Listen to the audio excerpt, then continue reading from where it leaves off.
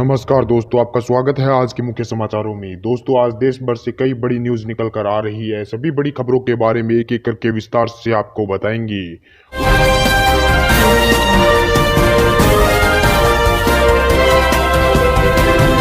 नेपाल के प्रधानमंत्री केपी शर्मा ओली का मीडिया को लेकर बड़ा बयान। कहा, भारतीय न्यूज चैनल दिखा रहे थे अपमानजनक कंटेंट, इसलिए किया गया नेपाल में बैन। जी दोस्तों, आपको बता दें कि भारत और नेपाल के बीच विवाद थमने का नाम नहीं ले रहा है। इसी बीच आपको बता दें कि कुछ दिन पहले ही नेपाल ने कुछ भारतीय मीडिया न्यूज चैनलों को बैन किया था, जिसके बाद आज नेपाल के प्रधानमंत्री केपी शर्मा ओली ने इन मीडिया चैनलों के बैन को लेकर बड़ा बयान दिया है। केपी शर्मा ओली ने कहा कि कुछ भारतीय मीडिया चैनल अपमानजनक कंटेंट नेपाल में दिखा रहे थे और वहीं भारत और नेपाल के बीच विवाद पैदा कर रहे थे, जिसके बाद ही इन चैनलों को जो है नेपाल में बैन किया गया है। वहीं आपको बता दें कि उन्होंने एक मीडिया रिपोर्ट का हवाला देते हुए कहा था कि कुछ भारतीय न्यूज चैनलों ने रिपोर्ट में प्रधानमंत्री केपी शर्मा ओली और नेपाल में चीन की राजदूत हाउ यांगी सहित कई नेपाली नेताओं पर गंभीर आरोप लगाए थे और उठाए थे, जिसके बाद नेपाल सरकार ने ये कदम उठाया। इसी बीच बढ़ते दोस्तों अगली बड़ी खबर की ओर, जो बिग ब्रेकिंग न्यूज निकल कर आ रही कि दिल्ली पहुंचे सचिन पायलट को तगड़ा झटका।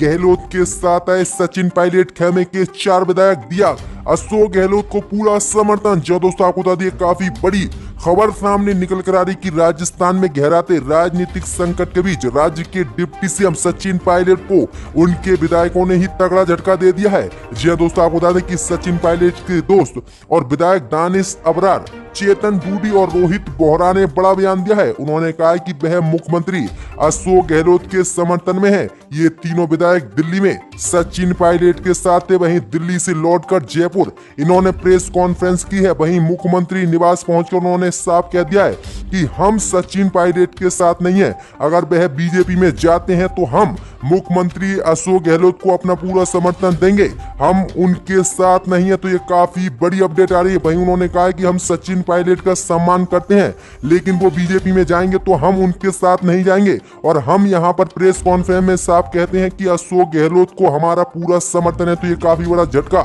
जो है सचिन पायलट को लगा है कि सचिन पायलट के 4 विधायक अशोक गहलोत के समर्थन में। वहीं अशोक गहलोत ने भी कह दिया है कि मैं कमलनाथ नहीं हूं जो उन्होंने मध्य प्रदेश में सरकार गिरा दी थी, मैं अशोक गहलोत हूं। तो ये काफी बड़ी अपडेट है। इसी बीच पर तो दोस्तों अगली बड़ी खबर की ओर, तो लाउड स्पीकर पर अजान से परेशान बिग बॉस का एक्स कंटेंट। कहा, एक साथ 4 मस्जिदों से आती है अजान, कर दिया है मुझे परेशान। जी दोस्तों, आपको बता दें कि सोनू निगम और गीतकार जावेद अख्तर लाउड स्पीकर पर तेज आवाज में अजान पर सवाल पहले ही उठा चुके हैं। इसको लेकर पिछले कुछ दिनों बहस भी हुई थी। अब इसी कड़ी में बिग बॉस के पूर्व प्रतियोगी प्रीतम सिंह का भी नाम जुड़ गया है। जी दोस्तों, आपको बता दें कि आज उन्होंने फेसबुक पर एक पोस्ट लिखकर तेज आवाज में होने वाली अजान पर तंज कसा है। जी दोस्तों, आपको बता दें कि प्रीतम सिंह ने अपने फेसबुक पोस्ट में लिखा कि समझने की बात है कि एक जगह पर 4 मस्जिदें, इनसे 5 बजे अजान की आवाज आती है। आप ये बताएं कि आपस में क्या इनकी प्रतियोगिता चल रही है कि कौन कितनी जोर से अजान लगाएगा और किसकी आवाज अल्लाह तक जाएगी। वहीं आगे इन्होंने लिखा कि आप भी सोचिए और मैं भी सोचता हूँ, गुड मॉर्निंग सबका मालिक एक। तो ये काफी बड़ा विवादित बयान अजान को लेकर दिया है। आगे इन्होंने कहा कि मुझे नींद भी नहीं आती है जब 4-4 मस्जिदों की अजान की आवाज आती है। तो ये काफी विवादित बयान इस समय इन्होंने कोरोना महामारी के चलते दिया है। वहीं आपको बता दें कि अजान सिर्फ 29 से 40 सेकंड के बीच में हो जाती है। सिर्फ इतनी देर में इनको इतनी परेशानी आ रही कि इन्होंने फेसबुक पर इतना भद्दा पोस्ट किया है अजान को लेकर। इसी बीच पर तो दोस्तों अगली बड़ी खबर की ओर, तो दिल्ली हिंसा में दिल्ली पुलिस की स्पेशल सेल ने किया आज बड़ा खुलासा। कहा, खालिद के खातों में सिंगापुर से आता था नागरिकता संशोधन कानून के खिलाफ विरोध प्रदर्शन और दंगा कराने के लिए पैसा। जी हाँ दोस्तों, आपको बता दें कि ये काफी बड़ी खबर सामने निकल कर आ रही है कि दिल्ली पुलिस की स्पेशल सेल की जांच में उत्तर पूर्वी दिल्ली में फरवरी महीने में हुए दंगे के मामले में बड़ा खुलासा आज क्या है। दिल्ली पुलिस की स्पेशल सेल ने बताया कि दिल्ली में हुए दंगे की साजिश में गिरफ्तार खालिद सैफी के बैंक खातों में सिंगापुर से पैसा आता था। ये रुपया खालिद सैफी के खुद व उसके एनजीओ के खाते में आते थे।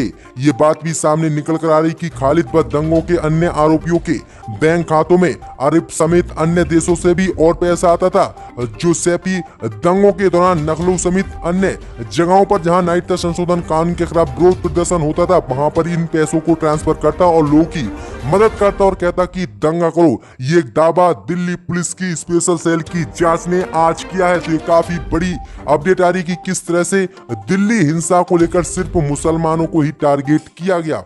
इसी बीच बढ़ते दोस्तों अगली बड़ी खबर की ओर तो विकास दुबे एनकाउंटर पर एसआईटी के बाद न्यायिक जांच के आदेश रिटायर्ड जज करेंगे तफसील। जी दोस्तों आपको बता दें कि उत्तर प्रदेश सरकार की मुश्किलें और उत्तर प्रदेश पुलिस की मुश्किलें बढ़ सकती हैं। जी दोस्तों आपको बता दें कि यूपी पुलिस के साथ कथित मुठभेड़ में गैंगस्टर विकास दुबे की मौत की जांच के लिए यूपी सरकार ने एक आयोग का गठन किया है। इलाहाबाद हाई कोर्ट के रिटायर्ड जज शशिकांत अग्रवाल विकास दुबे मामले की जांच करेंगे। वहीं यूपी की राज्यपाल आनंदीबेन पटेल ने इस कमीशन के लिए उनकी नियुक्ति की है। वहीं 2 महीने के अंदर वह विकास दुबे एनकाउंटर की जांच की रिपोर्ट योगी सरकार और कोर्ट को सौंपेंगे, जिसके बाद योगी सरकार और कई उत्तर प्रदेश के पुलिस कर्मियों की मुश्किलें बढ़ सकती हैं, क्योंकि ये एनकाउंटर किसी के इशारे पर किया गया है। तो ये काफी बड़ी अपडेट है कि अब कोर्ट के रिटायर्ड जज इसकी तफ्तीश और जांच करेंगे। इसी बीच बढ़ते दोस्तों अगली बड़ी खबर की ओर तो एक बार फिर से राहुल गांधी ने कोरोना पर शेयर किया चार्ट। मोदी सरकार पर बोला हमला, कहा भारत सही पोजीशन में है क्या। जी दोस्तों आपको बता दें कि देश में कोरोना मरीजों का आंकड़ा 8 लाख के पार चला गया है। वहीं वायरस से अब तक 23,000 लोगों की मौत हो चुकी है। वहीं इसी बीच कांग्रेस के पूर्व अध्यक्ष राहुल गांधी ने आज एक चार्ट शेयर किया है। राहुल गांधी ने चार्ट शेयर करते हुए मोदी सरकार से सवाल किया है कि कोरोना के खिलाफ लड़ाई में भारत सही पोजीशन में है। राहुल ने जो चार्ट शेयर किया है उसमें पिछले 7 दिनों में आए मामलों के आधार पर अमेरिका, भारत, साउथ कोरिया और न्यूजीलैंड के बीच तुलना की गई है। चार्ट में भारत में कोरोना का ग्राफ तेजी से बढ़ता नजर आ रहा है। चार्ट में दिख रहा है कि अमेरिका में संक्रमण की रफ्तार भारत के मुकाबले ज्यादा है, जबकि साउथ कोरिया और न्यूजीलैंड में ये मामले कम है और भारत के नंबर 2 पर आने के संकेत है। तो ये काफी बड़ा हमला बोला उन्होंने कहा किस तरह से लॉकडाउन और कोरोना महामारी में मोदी सरकार इन दोनों ही चीज को रोकने में विफल हुई है। तो ये काफी बड़ा हमले आज बोले गए हैं राहुल गांधी की तरफ से। इसी बीच बढ़ते दोस्तों अगली बड़ी खबर की ओर तो विकास दुबे को लेकर एक बार फिर से मायावती ने योगी सरकार पर साधा निशाना।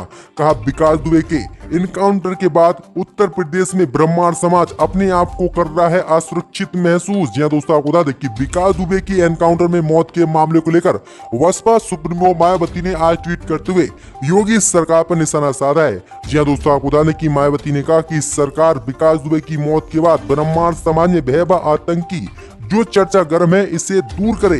मायावती ने उत्तर प्रदेश की योगी सरकार से कहा कि वह ऐसा कुछ ना करे जिससे ब्राह्मण समाज में अपने आप को भयभीत, आतंकी व असुरक्षित महसूस करे। मायावती ने रविवार को ये ट्वीट किया है। वहीं उन्होंने कहा कि वीएसपी का मानना है कि किसी गलत व्यक्ति के अपराध की सजा के तौर पर उसके पूरे समाज को प्रताड़ित व कटघरे में नहीं खड़ा करना चाहिए। इसलिए कानपुर पुलिस हत्याकांड के आरोपी विकास दुबे व उसके गुर्गों के जुर्म के लिए पूरे समाज को इस आतंक की ओर नहीं भेजना चाहिए। योगी सरकार को सोचना चाहिए। तो ये काफी बड़ी बात उन्होंने कही है। इसी बीच बढ़ते दोस्तों अगली बड़ी खबर को तो शिवराज सिंह चौहान ने किया विभागों का बंटवारा। नरोत्तम मिश्रा बने मध्य